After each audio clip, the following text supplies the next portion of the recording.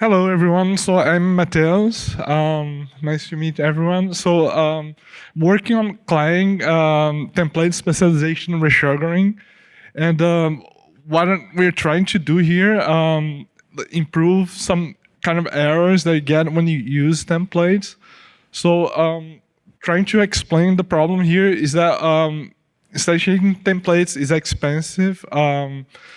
So what we do for most templates is that there exists this distinction, right, between like the written type, right, and the semantic type. So like there's many ways to write a type that mean the same thing for the program.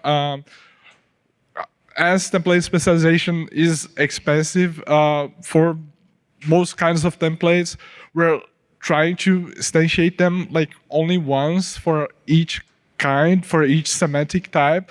So when that happens, when you use that template, try to access some member of that, you may get a diagnostic, an error that is talking about a type that you don't recognize because it's not spelled as you wrote in the code, right? So the classic example, that you get with this, you using std string.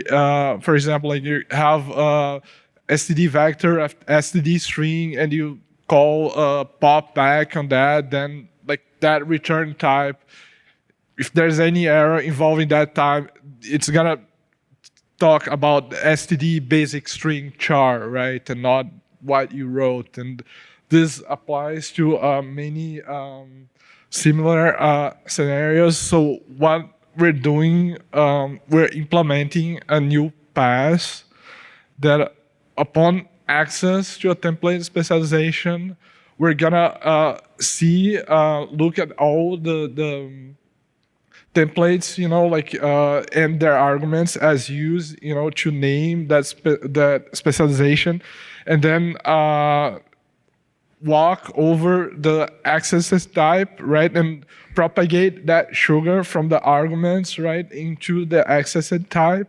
So in this little example here, normally without resugaring, bar would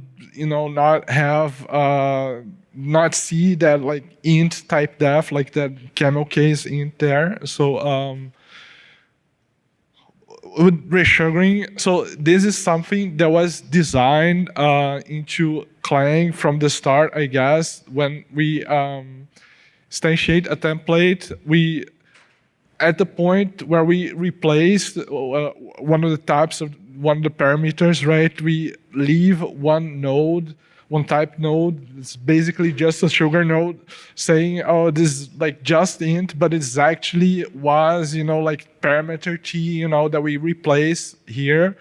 There were some issues with that we had to fix to improve performance and correctness for a lot of cases, but we're leveraging that for actually when we implement that pass, we go and build like our name context that's saying, oh, we saw in the name context template full with argument uppercase int, right? And with this naming context, as we're traversing the access type, every time that we see one of those substitution nodes, we are gonna replace that with int, uppercase int that we saw, and we're gonna recover the type sugar back.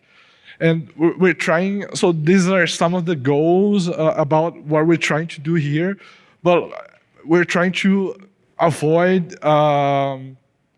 switches, new ST nodes, and other stuff that is gonna cause problems for people trying to use that. And we have implemented this. There's a thread on Discord that you can find, and there's gonna be a compiler explorer link with a demo that you can try it on.